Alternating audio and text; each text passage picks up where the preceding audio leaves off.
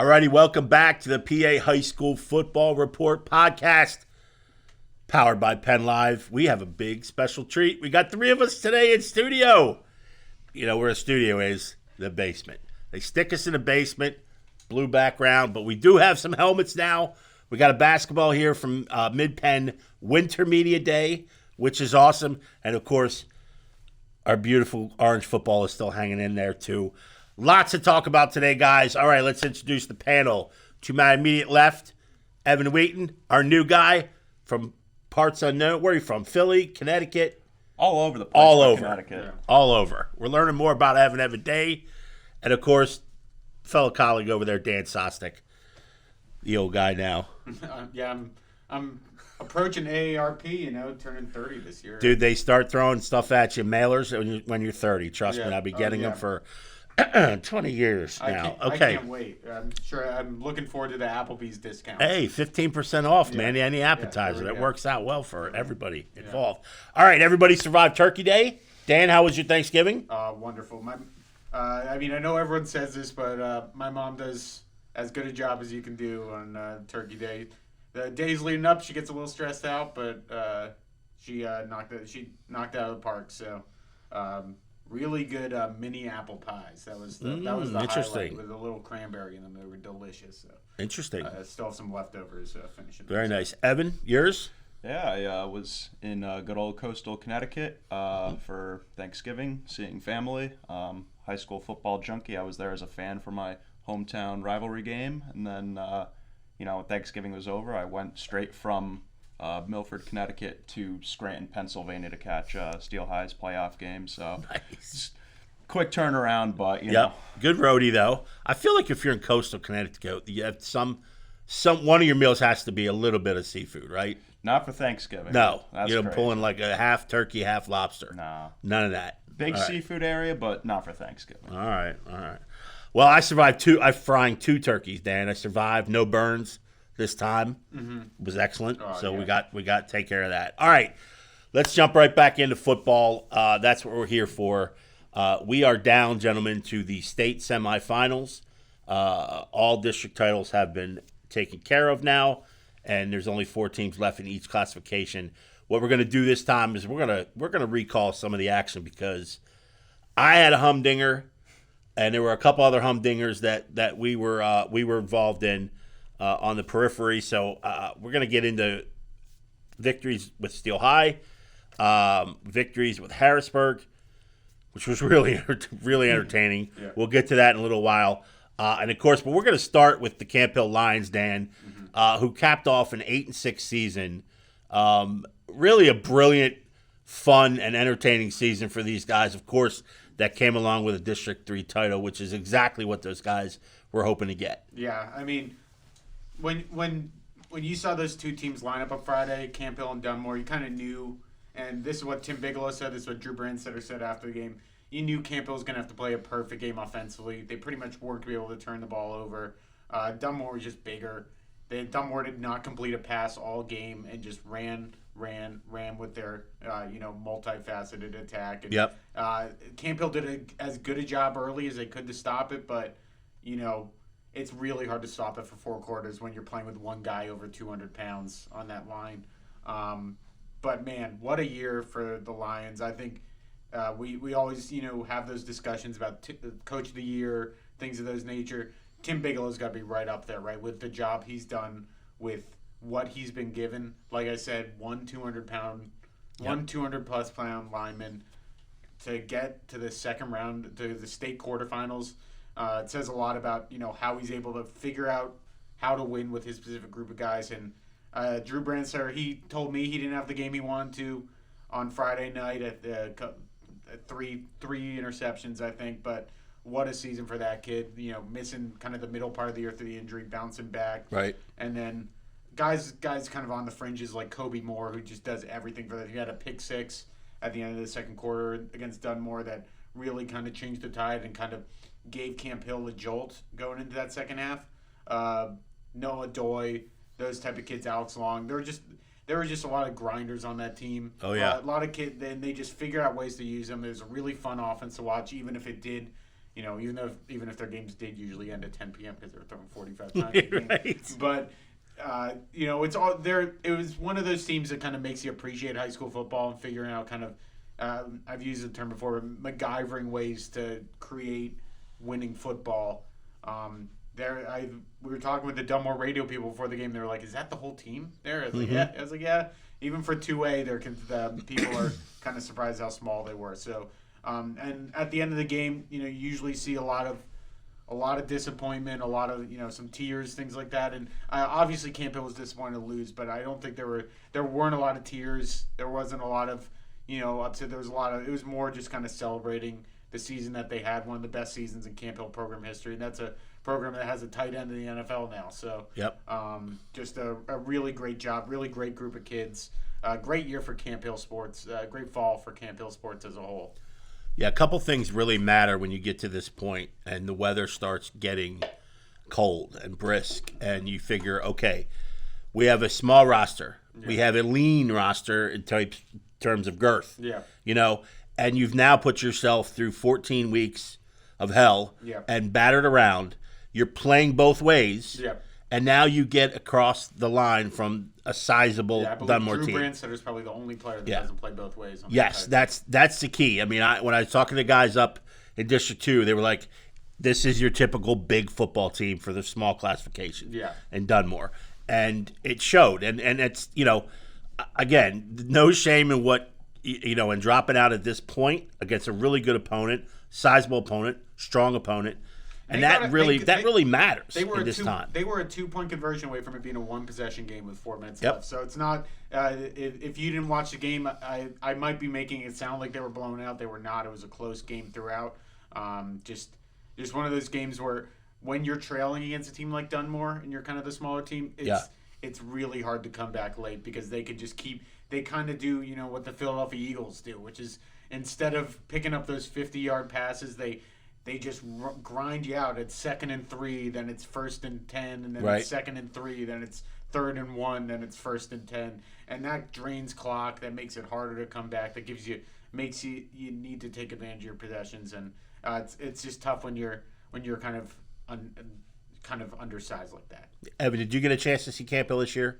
Yeah, I saw them against Trinity twice, and both were just thrillers to the end. So they live up to the Camp Thrill mantra. So. Yeah, that's sort of the thing that most impressed me too is when opponents know exactly what they're going to get. Yeah. Since like week 4, and obviously Brandstetter was hurt there for a little while, but he knew exactly what you're going to get, and they still did it anyway, and still were successful.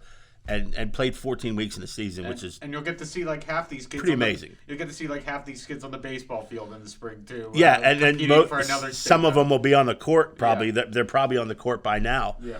So already going sport to sport to sport. So it's a unique community there, tight knit community, and just there's a lot of tough physical kids that just keep going.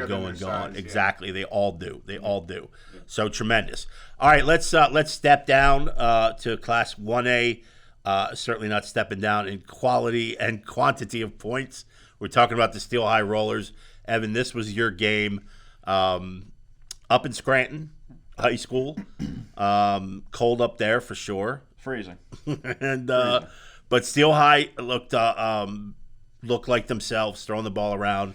I think the only one who probably wasn't cold was Alex Irby because he obviously had another decent game to extend his state career records, not only passing yards but touchdowns thrown too. So tell me what you liked about the Rollers. Well, piggybacking off of Irby, you kind of know what you're getting with him. He had 400 passing yards, 5 total touchdowns on the night. I mean, what I liked was seeing Ronald Burnett get going. Mm-hmm. He had a monster performance, both on the ground and the air.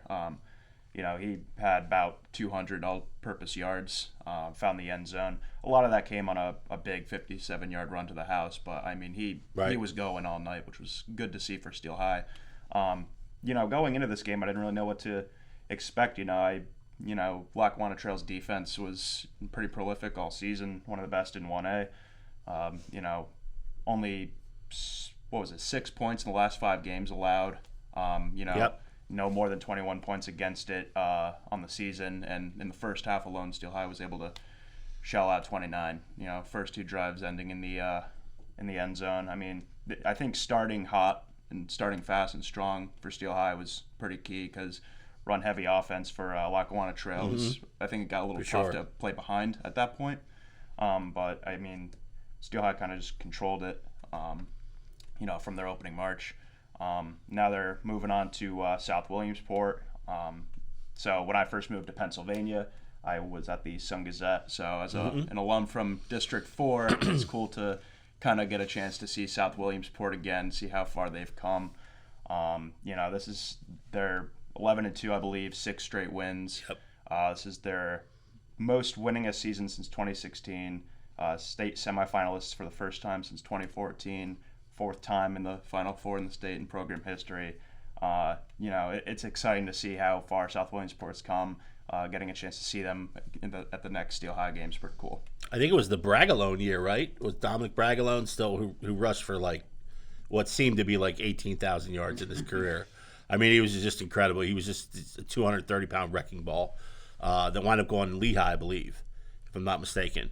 But he ran the ball, 35 times a game, and that was their offense. Just giving it to him, and he would just bounce people off him.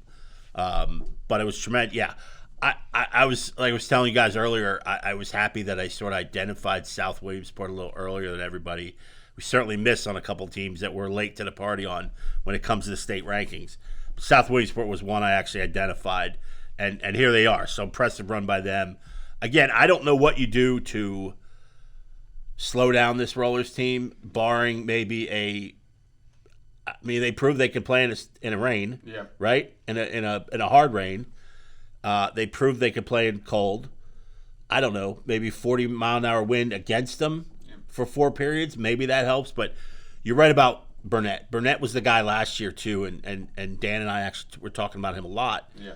He didn't really emerge until the Trinity game. It was one of the in week 7. It was one of the strangest storylines last year where it was amazing. Steel-High had been a pretty much pass-heavy offense because their running game couldn't get going really. And all of a sudden, week 6, week 7, this Ronald Burnett guy comes out and looks like the best running back in the state. I think he got all-state votes. I don't know if he made an all-state. Yeah, he did. He came out he came out from around the corner, and he rushed for like 212. Yeah. Against Trinity in week 7. Yeah. And then he was just off to the races. It was like an 1,100 or 1,200 yard guy. And that's in 6 weeks. Yeah, and that's the big thing for me, that when Steel-High has the run game going in tandem with Irby, they're just so hard to beat.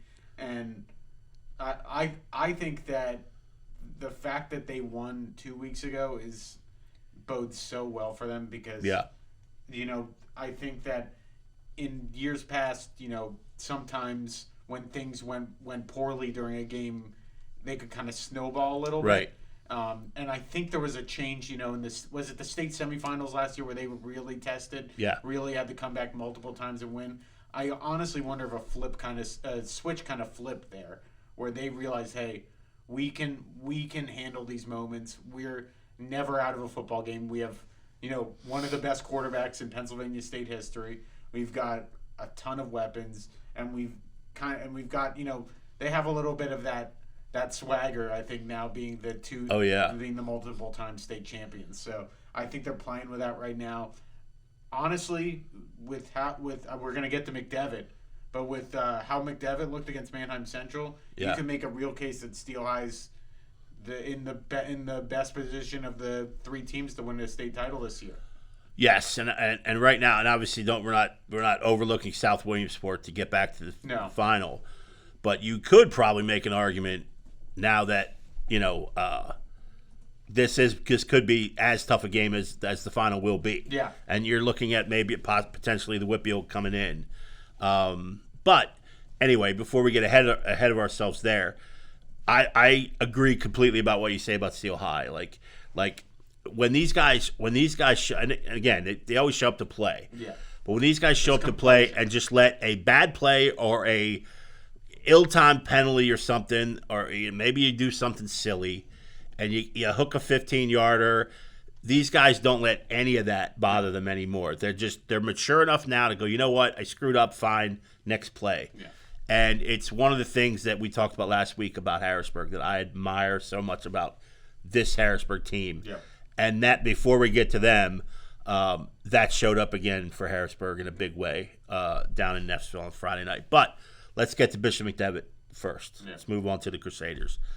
23-17 over Manheim Central. I don't think any of us thought it would be that close. No. Score-wise. The Barons had been coming, and of course showed up to this stage last year with a full head of steam and lost 40-0 to the Crusaders.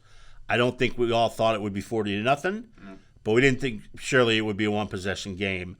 I know, Dan, you covered another game, but what do you think about McDevitt? I mean, there has to be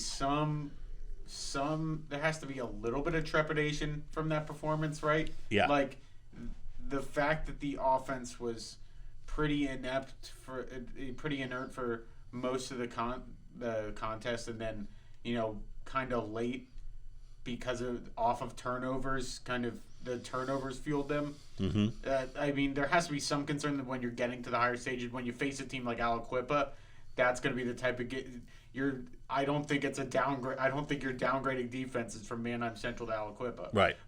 So there's gonna have to be a little bit of a wake up call there that, hey, we just can't sleepwalk through these games. But I will say, the one encouraging thing is that I think this all year, because of the competition they've kind of played in the Keystone and everything, it's easy to overlook that defense. But the defense won them that football game. Yes. 100%.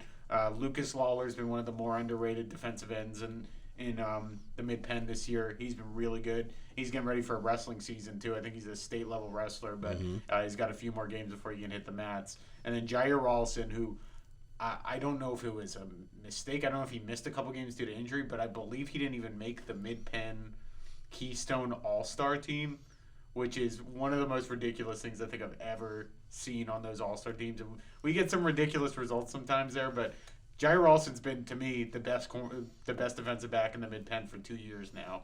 And he is just a big-time player, and I think that's kind of the fact that they can win a game on the back of that defense. I think that part is encouraging, but the offense needs to get it figured out. Yeah, I think when you talk, we've talked a lot during this year about McDevitt's ability to run the ball, and the emergence of Nazir Jones-Davis has been huge for that. And again, it was not to diss Maurice Barnes and what he's done, but we love Barnes as a defender. Yeah. And we think that's his best attribute, his best spot. McDevitt wasn't very effective running the football in this game. Yeah. And we talk all the time when we get to this stage on you need that threat, the ability to get those tough yards. And again, I think Nazir had 61 yards, maybe Maurice was around 53. Mm-hmm. Not horrible, not non-existent. But when the passing game is not going. But when the passing game, which is your bread and butter, is not effective in certain stretches during the game, you need to be able to turn to your running game. And McDevitt has done that in the past, but that didn't happen against a very good defense in Manheim Central. To me, that's the most alarming part. Mm-hmm. I'm not sure that McDevitt completely trusts their running game. I think everybody in camp will tell you, oh, yeah, we can run the ball. But I just think there's a hesitation there. There are levels of trust, right? There's trust to give a kid a ball 10 to 15 times a game, right? But there's a different level of trust when it's 3rd and 5 or whatever. Are you more confident dropping back and throwing the ball, trying to gain 10 yards, or running the ball up the middle? I think last year they could do either. People were worried about Marquise Williams, and I think Nas Jones-Davis has been really impressive. Yep. But it's a little bit of a different type of style, right? They don't. Oh, it's a very different style. He's a shifty kind of scat back. Marquise Williams was so good last year at earning those hard extra yards. There was a quote by Robert Saul, I think, talking about Breece Hall this week that I thought was pretty good about the running game. He said Breece Hall's really good. He's always looking for that big play, and we love that about him. But there's a level of running where you need to gain those grimy yards, right? Those ugly yards that it might be a 2-yard gain, but a 2-yard gain instead of a no gain on the play is sometimes a bigger run than a 15-yard run in the first quarter or something like that. And those are the things that I think Maurice Barnes is a good enough athlete that he can do them, and I think Nas Jones-Davis is a shifty enough back that he can find them. But there's a level at this time of the year, every single one of those extra yards of those runs matter. And especially when it gets cold and you can't trust the passing game in the way that you could earlier in the year. I don't care what his total was. Mm-hmm. The best 4 games that Marquise Williams played in his McDevitt career were the last 4 games of last season. Exactly. And I don't care what his yardage total was. Watching him in that last month against these better teams was fantastic. Mm-hmm. It was so much fun to watch because not only did he run hard, but it was the determination and just the vision that he saw. And those 4 games, you're looking at him going, okay, this is an FBS running back. Yeah. He'll be fine in Minnesota. Yeah. He's going to be fine. Yeah. Before those 4 games, I was a little bit tentative. I was like, you know what? He seems like he's a little tentative at times. Those 4 games were fabulous. Yeah. Absolutely fabulous on his part. Yeah. So what do you like about McDevitt, Evan? Obviously, you got to see him too. Yeah, I think one thing that I'm thinking about right now is kind of drawing a comparison with McDevitt to Steel-High. I mean, 2 weeks ago, Steel-High had this scare against Northern Bedford. They came out, and then this past Friday, you see that postseason experience kick in again. Yep. And come back with a big showing. Maybe this was against Manheim Central. Maybe this was McDevitt's scare, so to speak, because this is an experienced group, point. And maybe they kind of, don't get rattled by that, being brought down back to earth kind of thing. And, this could be that moment that it was for Steel-High where, okay, this is a very experienced group, routinely making deep runs, reigning state champion. Obviously, that offense is as potent as it gets. I mean, when you have that experience too with those guys, maybe this isn't something that just rattles the train, like it can to a lot of other teams. This is probably the closest District 3 game they've played in some time. Yeah. It has been, especially, it's in the 4A level. Absolutely. Yeah. Absolutely. Well, I would bottle that up, Evan, and if I'm Coach Wechter, I would say, listen, if you don't come out, it's against Dallas.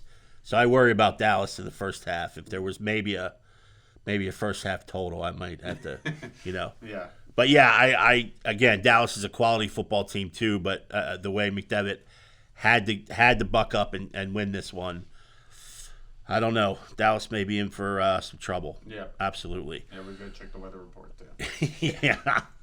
So last but not least was Harrisburg's trip. Maybe the game of the year. It was.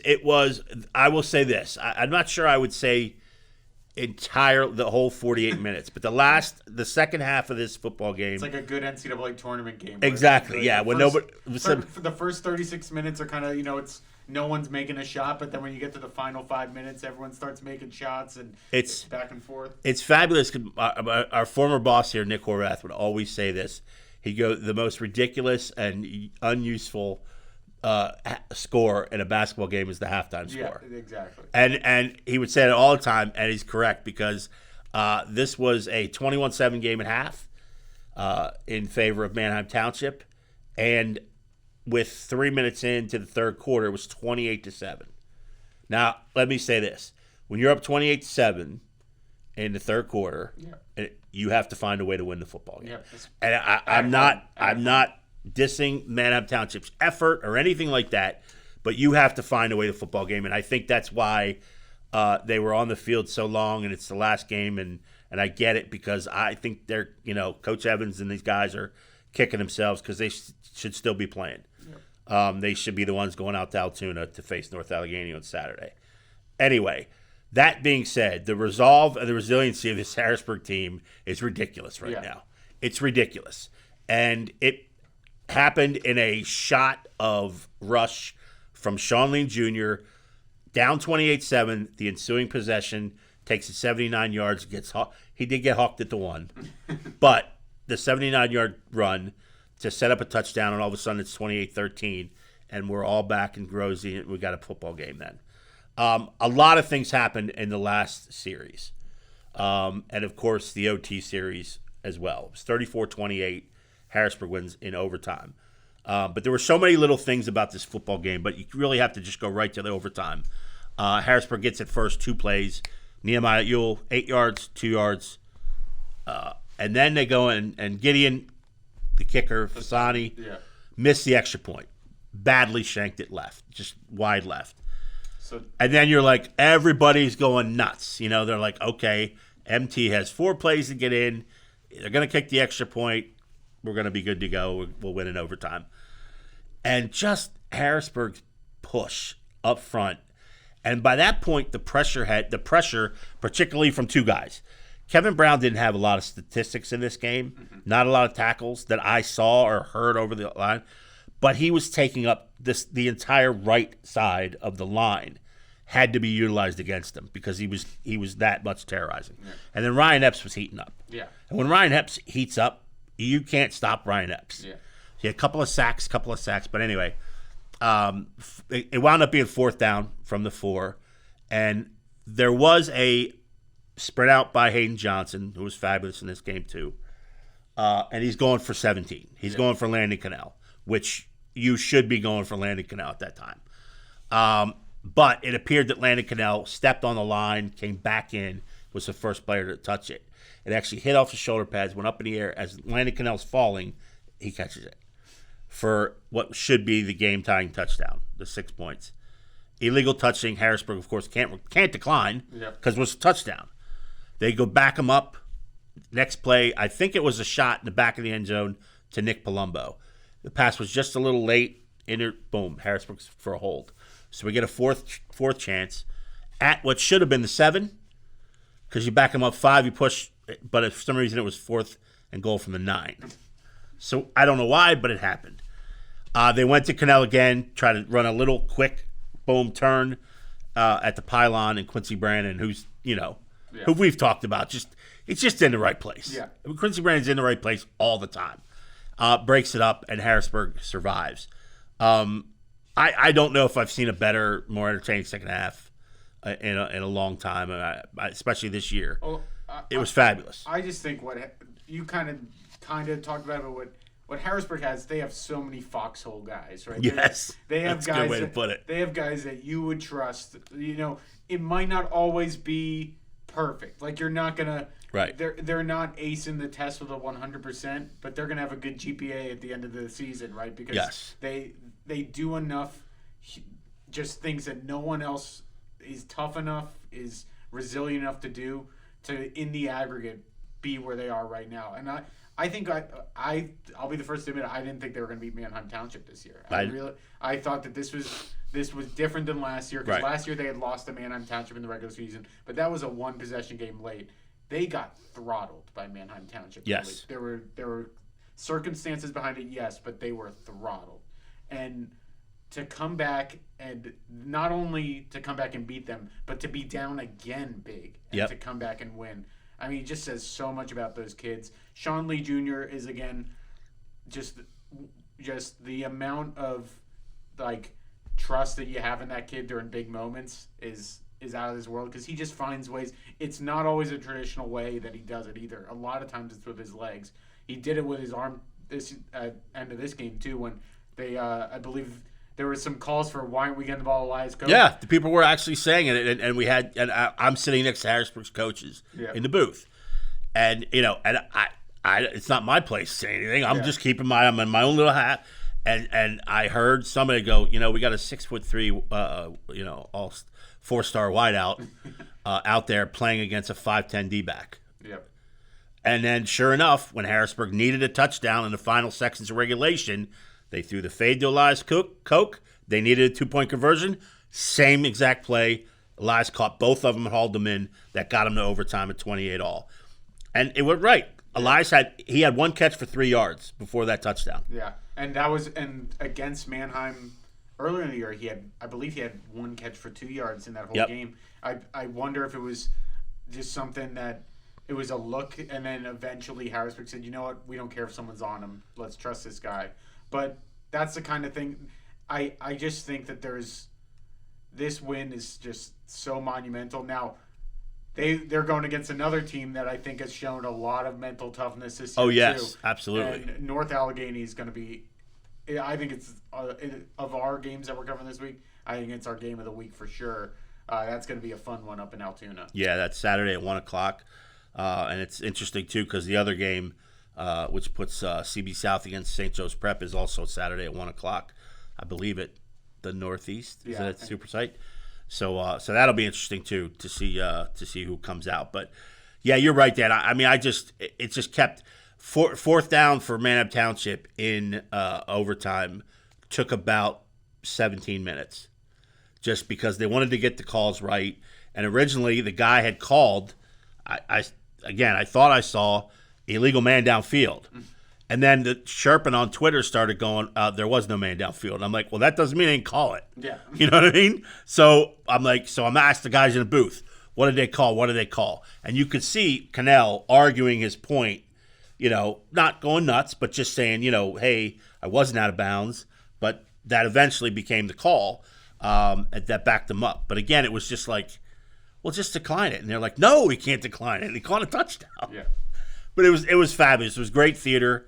And again, congratulations to Coach Evans and that. But this is really a district title that they should have had. Yeah. That they should have won. And but it's just, there's something about Harrisburg, man. There